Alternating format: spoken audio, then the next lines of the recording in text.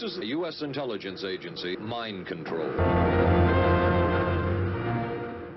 Okay, you do this video. I'm No. fucking hungry. Look, I got a video. Okay. Okay, we're gonna look at Fine. this loser, this DEI hire. All right, stupid. Let's see what you have to say today. It's a 5-minute video.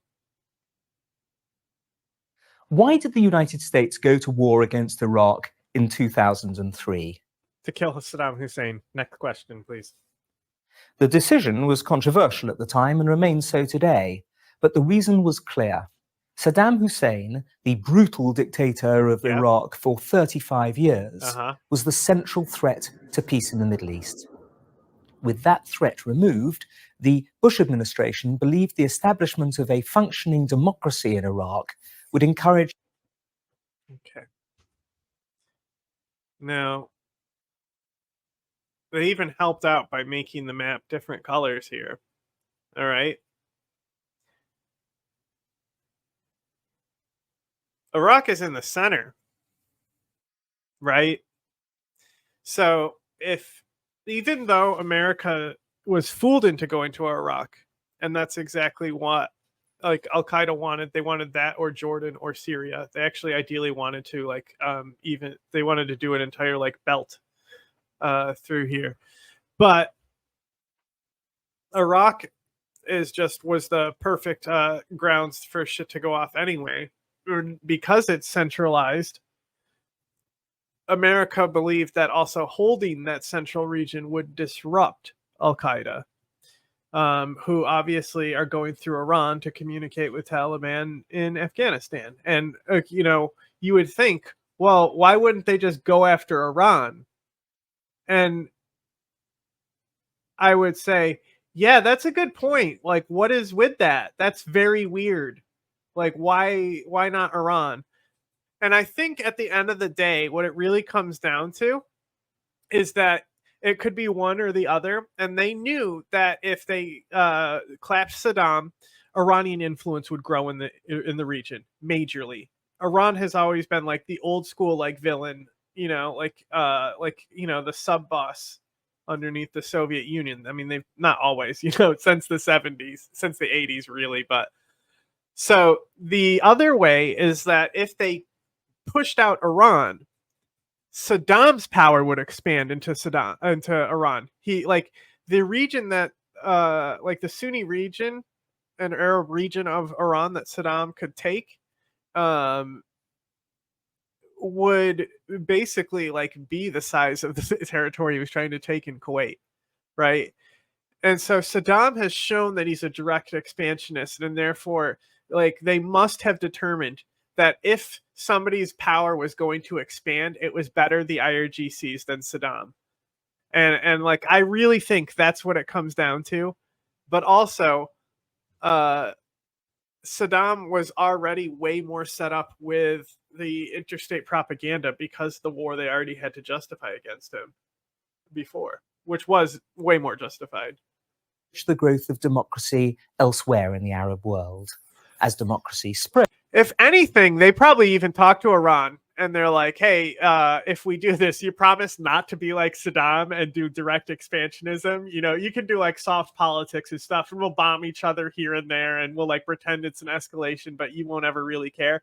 And the only one who will really, really try to go over the line with you is Israel. And they're like, yeah, that sounds cool, dog. That's kind of how I imagine it went down. Spread, terrorism would retreat. But it is on the blood... So we're supposed to believe George Bush has said this. George Bush might actually believe this, but it's a reverse domino theory. So they believe that if they let Vietnam fall, then communism would take over Southeast Asia, right? Domino theory is proven incorrect there. So they believed that if they could go in and forcibly construct a democracy in a region where dictators have total control and can sow deceit about democracy and skepticism about democracy, and then make sure we go in there and make sure one ethnic group gets all the power in the region, set up a genocide, let that happen. I'm sure, yeah, democracy is definitely going to expand. And I guess George Bush's vision came to fruition when the Arab Spring happened. sustained life and career of Saddam Hussein that we need to concentrate in order better to understand why the United States felt forced to act in 2000.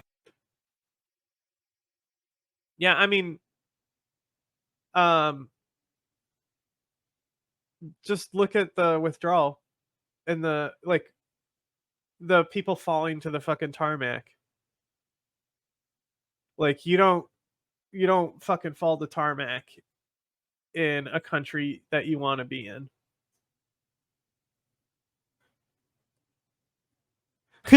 So that exactly. They literally didn't have a plan. You know why? This is actually why, like Zarqawi was like, he's such an idiot, but he's such a criminal mastermind and genius, right?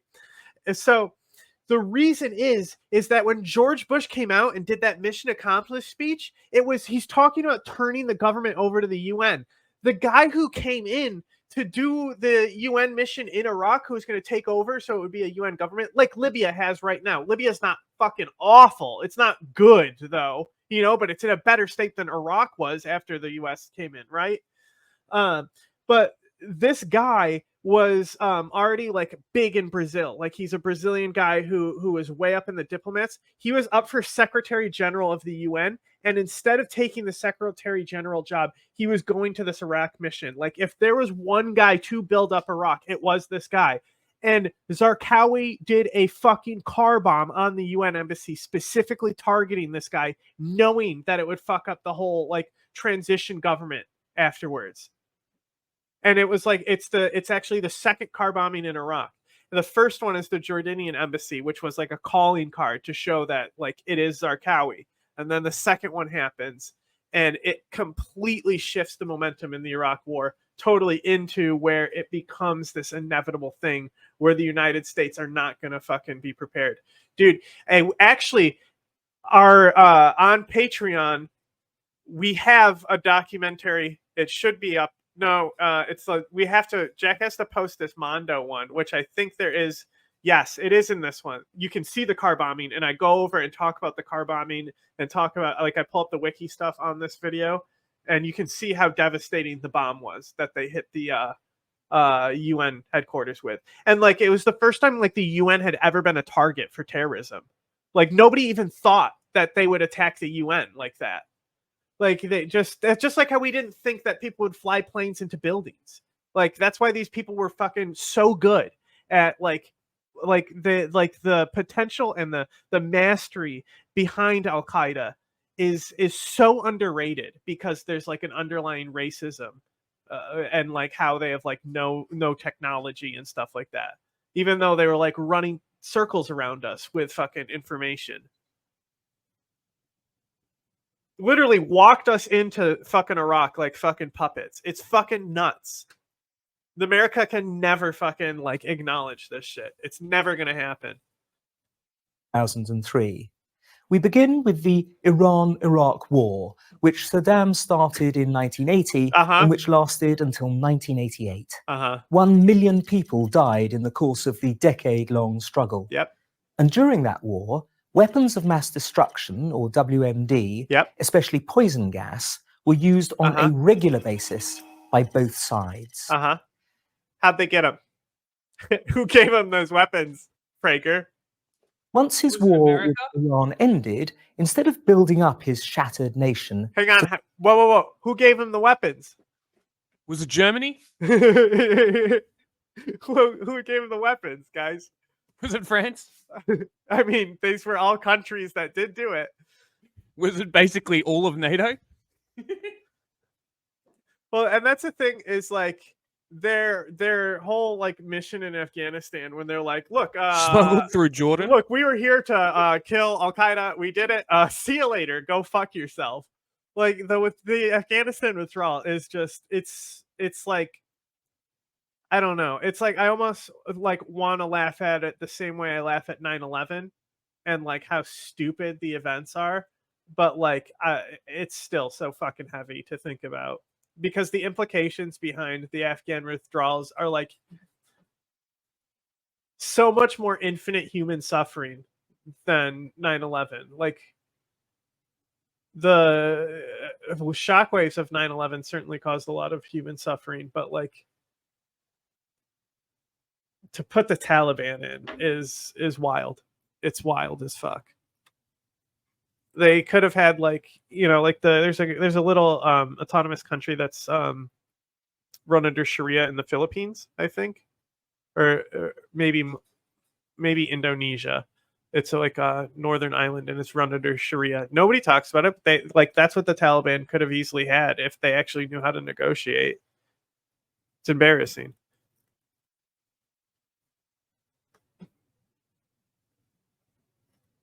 Yeah, what's funny is like you look at Rummy up there slamming his desk whenever he's talking, right? And he's talking about how we're not torturing them. They're trained to lie. They're trained to lie and say they are being tortured. They're trained to do this. And they're saying they're acknowledging they're trained to lie and fucking believing the shit that they're telling them. Like they acknowledge that al-Qaeda prepared their guys to get captured and put into the fucking like custody. They knew America wasn't going to go around and assassinate people all around the globe, and if they did, that would be good for them too. Are you backseat gaming Taliban? Saddam decided to Yeah, well, don't work for the U.S. government. embark on another lunatic adventure. In 1990, he tried to grab 19% of the world's oil supply by invading Kuwait. His brief annexation of Kuwait... And the reason why is because the war with Iran cost him a shitload of money. And, you know, he needed that shit. Kuwait proved to be another disaster. The mother of all battles, as Saddam called it, turned out to be a 3-week rout, his Iraqi army utterly defeated by a US-led coalition. But rather than trying Saddam as a war criminal... Wow, look at that.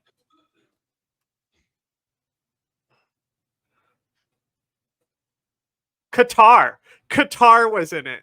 Like, that's bonkers. That Qatar and Syria are part of it. I didn't even know Qatar and Syria were part of this. I wonder what they contributed. Criminal. America... Yeah, Bangladesh isn't that surprising. Like they're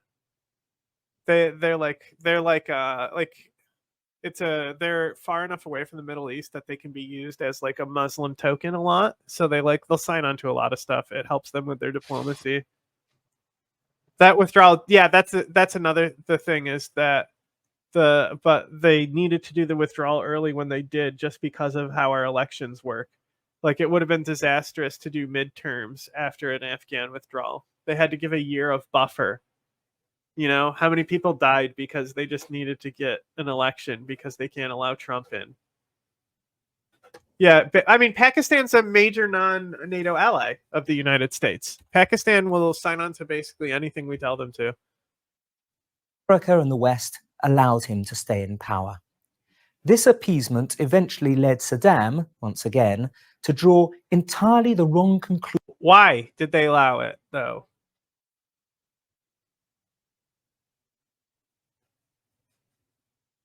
Maybe.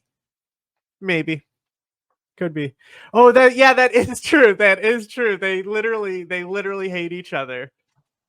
Yeah. Well, I mean, a lot of countries there don't get along, but that's us, the unifier. Conclusion, and to his making yet another colossal mistake. The Americans. He arrogantly believed that his Iraqi army might actually defeat the United States in a second encounter. His trump card, he believed, or at least attempted to make the world believe, was his possession of WMD, large quantities of poison gas and, if only in his imagination, a rapidly progressing nuclear weapons development program. There was no reason to doubt that he had WMD, as he'd used poison gas. Gaddafi said the same thing, and they were like, okay, you agree to give up your arsenal? And he's like, yeah, here you go. And like the worst shit he had was like sulfur mustard. In his war against Iran. No one, not the Germans, not the Russians, not the British, had any doubts about this. Looking back at the 12 years between the Gulf War and the Iraq War, Saddam might have been able to re-establish international credibility by complying with the 16 reasonable UN resolutions passed between November 1990 and December 1999. These resolutions simply required Saddam to, among other things, destroy all of his ballistic missiles with a range greater than 150 kilometers, stop support for terrorism internationally, and prevent terrorist organizations from operating within Iraq, That's about Palestine, not al-Qaeda. and bear financial liability for damage from the Gulf War. But Saddam spent the 1990s defying He actually, most of the damage was done to his own country in the Gulf War, and he needed to, part of that was fixing his own country. and mocking America and Britain in every possible way. Oh, no. He attempted to shoot down Royal Air Force and US Air Force planes over the no-fly zones created to prevent him from mass slaughtering his own Wow, he opposed no-fly zones. citizens. He corruptly This is the strongest argument you can make about Saddam, guys? Come on, we need to get Christopher Hitchens in here. profited from the UN oil for food scandal, while Iraqi children starved to death. Yep. He offered $25,000 to the families of every Palestinian suicide bomber. He harbored many of the world's leading terrorists, and he expelled UN weapons inspectors. By the time of the terrorist attack on the United States of 9/11, something for which Saddam was not responsible for or ever blamed for, any war against terror that did not involve toppling this brutal dictator, who might supply WMD to terrorists for future attacks, would have been absurd. Still, had he backed down and accepted repeated United Nations resolutions, especially those requiring him to prove he had destroyed his stockpiles of... But like, even with their framing, you can see how easy it was for al-Qaeda to be like, he's already given weapons to other terrorist groups. We're next. We're actually there. We're working right with him. Like, it was so easy for them. WMD and had no nuclear weapons development program, there would have been no US action. Instead, he only became more bellicose. That's why some leading Democrats, such as Senators Hillary Clinton, Joe Biden, and John Kerry, voted to authorize the Second Iraq War. Only later did they recant their decisions after claiming that they'd been lied to by the administration. But there had been no need for the Bush administration to lie. Its assessment of the threat that Saddam posed concurred with that of the Clinton administration, as well as with numerous European intelligence services.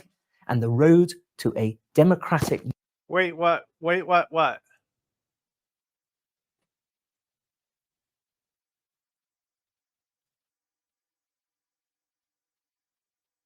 Are they claiming Bush never lied? Yes. I mean, it's PragerU. Middle East had to begin in Iraq. Well, what they're actually claiming is, if it's a lie for us, it's a lie for you. A vicious, mass-murdering despot who had convinced the world that he had WMD and would use them, stood in the way. In the spring of 2003, that was obvious both to Republicans and many Democrats, as well as to the leadership of Britain and dozens of other nations. That's why President Bush took America to war against Iraq. I'm Andrew Roberts for Prager University. Join Prager University. Stop coming on to me like that, Dennis. The Iraq War was an absolute disaster. Yep. A historic mistake. Yep. That's probably what most Americans, not to mention most people around the world, would say. Because it's true? But is it true? Yes. President George W. Bush's decision to invade Iraq in 2003 is subject to fair debate. But it's important to recall that at the time, the war had overwhelming bipartisan support in the House and Senate. Yeah. Dozens of allied countries joined the coalition. They did. They did. Now, if you just form this coalition and didn't do a whole thing where you're going to try and get the UN, like, the Congress already proved the war on terror. Anywhere terror was, they could hit it. Right? They basically had a, like, it was the whole point is like a blitz Like, America did a blitz, a worldwide blitz.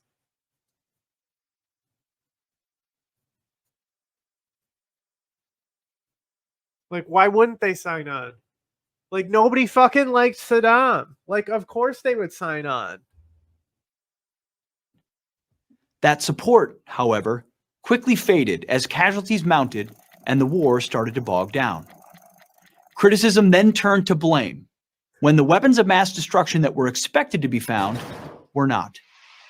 Nothing seemed to be going right. I know. I was there. Good for you. Is this the guy who doesn't have legs? 6 years ago. So at this point, we had definitely known and disclosed that they found tons of chemical weapons. So what he's not, so we found chemical weapons. We did not find an active program, you know, and you need to make sure that this is what you're saying, because when you say the whole thing like he's saying it, it's fucking misleading on what the actual goal was. Serving as a lieutenant in the United States Army. As 2007 dawned, President Bush faced a near total collapse in both public and political support for the war.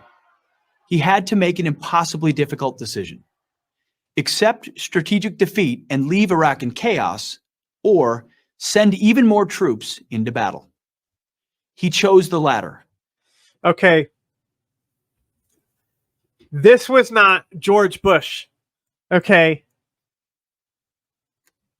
Let's just do a quick Google fact check on this one, okay? This is pretty easily Googleable.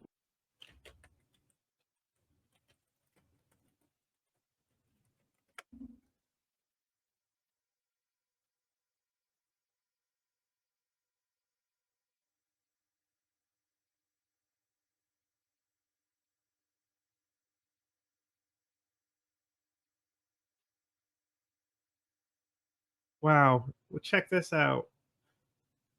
The surge, General Petraeus, and the turnaround in Iraq. Oh, you mean to tell me that this new general came in and said, look, you guys aren't doing your job. Like, we could have had this war won. You know, like, you should have called me sooner. I got this. And there's plenty of criticism. Like, Petraeus' strategy is definitely not perfect. It's definitely not the perfect counterterrorism manual. It doesn't account for a lot of the internet stuff that al-Qaeda does, but it was successful. It doesn't need to be perfect as long as you win, and he won. They wouldn't have needed a surge if they just actually gave a fuck from the beginning. And that was the thing is because they went in there not giving a fuck because they planned on handing it over the whole time. So like it was always this back burner thing for them. They never cared. Because they only planned for a 4-month op. Because that's what the last Gulf War was, you know? Like, it's just, they're so stupid. Like, at least hire a good fucking general. That's the arguably, his strategy was to use corruption. Like, Bush did not authorize anything but the surge with Petraeus. Like, Petraeus' strategy to just start paying militias to work with us, literally bribing them. Like, he just took that money. Like, he's a general. He had access to money from the government, and he just fucking started giving it to people. He didn't ask a fucking person. He just went in there and he did shit. Like, that's what you need in a fucking general. Well, the other guys were fucking sucking their dicks. A decision that came to be known as the surge. The Democrats predicted disaster. Senator Harry Reid, the majority leader at the time, said, "This war is lost." The surge was controversial, but it was objectively the right call for the situation that developed. And the surge is not accomplishing anything. Senators Joe Biden, John Kerry, and Hillary Clinton agreed. They were all wrong. Led by General David Petraeus and supplemented by 30,000 additional troops, did it! American forces and their Iraqi counterparts they still credited Bush on the surge, though. Reversed the course of the war. It was one of the most stunning Iraqi counterparts. Bro, this is like the best PragerU video yet. and their Iraqi counterparts. Like, they're also highlighting Iraqis here, you know? That's rare for, like, general, like, even pro-American war stuff, you know? Like, that's really what changed shit, was that we allowed Iraq to build itself instead of fucking being like, we know how to do democracy better than you, even though we have no cultural awareness of your culture. Reversed the course of the war. It was one of the most DEI is what won the war. stunning and successful turnabouts in modern military history. In 2008, I returned to the country to see for myself. I had seen the before. And then Obama I could came hardly in and believe fucked the that up. after. Attacks on U.S. forces were down 90%. American casualties were rare. Baghdad's most dangerous neighborhoods were secure. Al-Qaeda in Iraq was decimated. The oil was flowing again, Iraqis were rebuilding, and new elections were held. This was the Iraq that President Barack Obama inherited when he took the oath of office on January 20th, 2009. Now, Iraq was certainly no Western-style democracy, but it was. Maybe the guy who Bush endorsed shouldn't have parked tanks outside as vice president, who technically, because it's like the Sunni opposition, right, is who it's like because they wanted to represent both, you know, DEI and shit, right? So they immediately start purging, the Shias start immediately purging these Sunni parties out of the government, immediately parks tanks outside of government offices. And then we're surprised that a movement that's like a extremist pro-Sunni movement, where it's like, no, we're fighting back and securing it. And like Joe Biden went in saying that they were going to give them Sunni stand. And instead they got fucking rule under this fucking Shia government loyal to Iran. And like, of course ISIS got momentum. But the thing is that all those, any initial momentum they had with Iraqis burned out pretty fucking quick. And people are like, wow, these guys actually suck. But like Mosul, they were able to make it happen. And like, if you go and you listen to our interview about like the evolving battlefield with Project Leaflet, I talked to him about being in the first battle of Mosul. And he's talking about how like after that battle, the city was never the same. Like that battle permanently changed the like darkness in that city.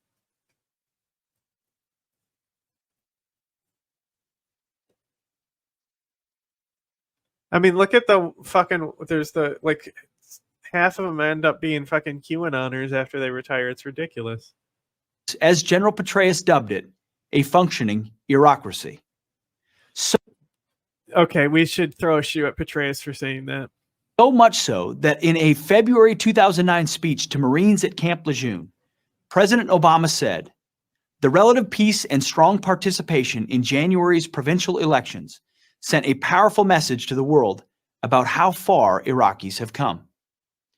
Vice President Joe Biden was even more enthusiastic a year later when he said in February of 2010, "I am very optimistic about Iraq.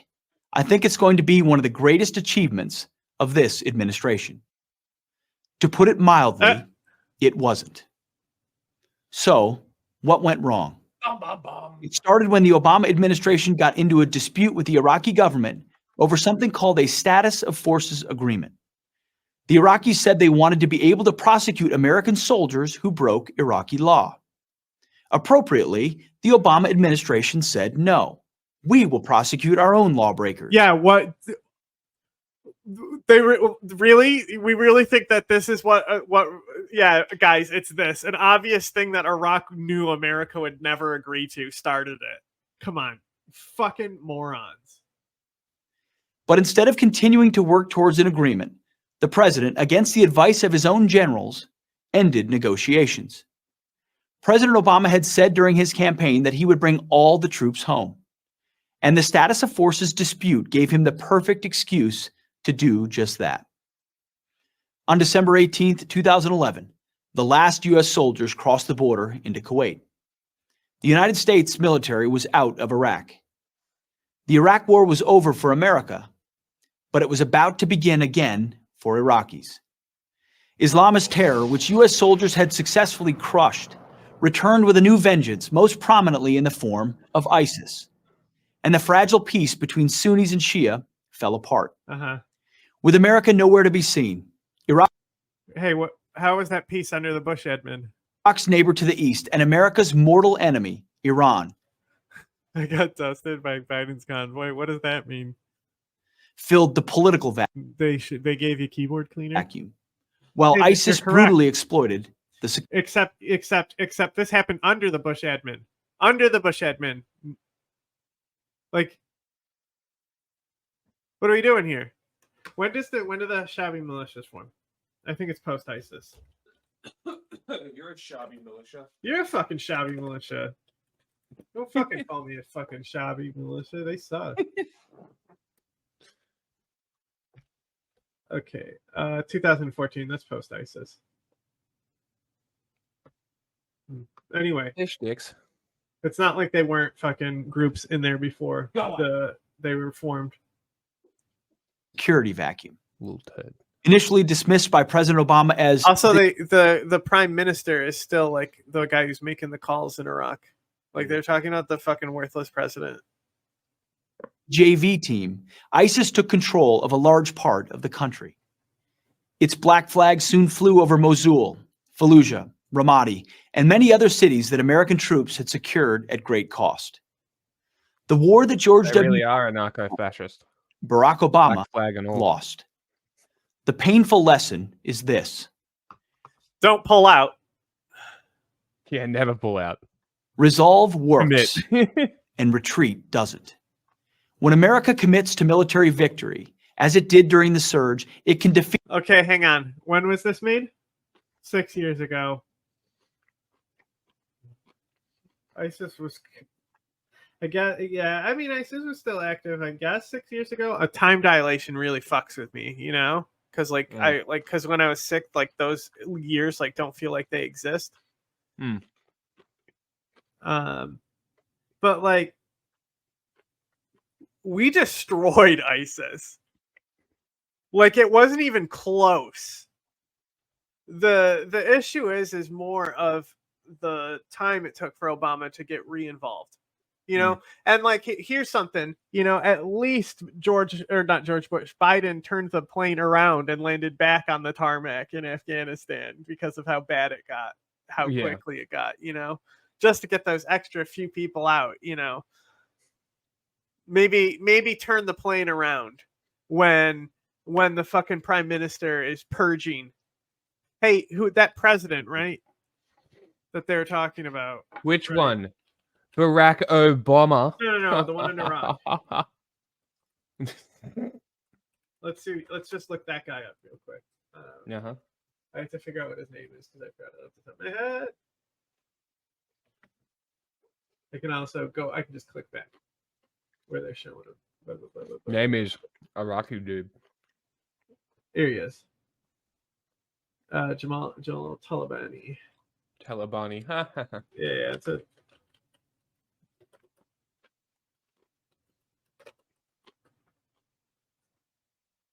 Okay.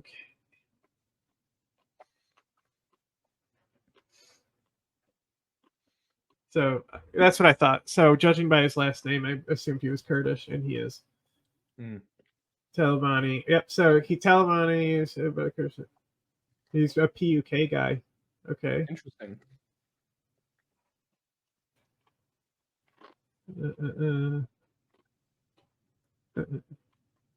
He was an advocate for Kurdish rights and democracy in Iraq for 50 years.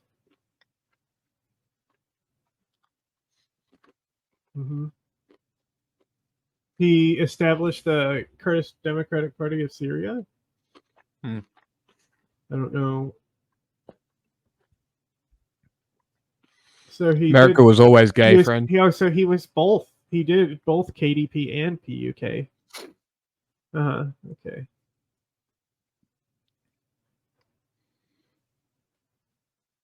He supported Barzani's extended presidency, but even though he's from the PUK, this guy's very interesting. His fucking tribal politics are very interesting. I just wanted to see if he was the one who got pushed out. Okay. He was like dying when ISIS is rising. He had like a stroke in 2012. So it must be like the guy who's coming in behind him who gets like the ousting and starts pissing people off and shit. Iraqi law. Appropriately, the Obama administration. Okay. All right. Weird. That is weird behavior.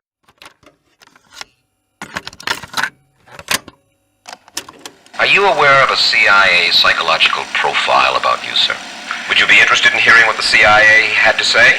This secret study portrays as a brilliant but dangerous megalomaniac who is likely to pursue his own aims in disregard of U.S. interests. He's an uncertain ally. Shall I go on, or would you prefer that I stop, sir?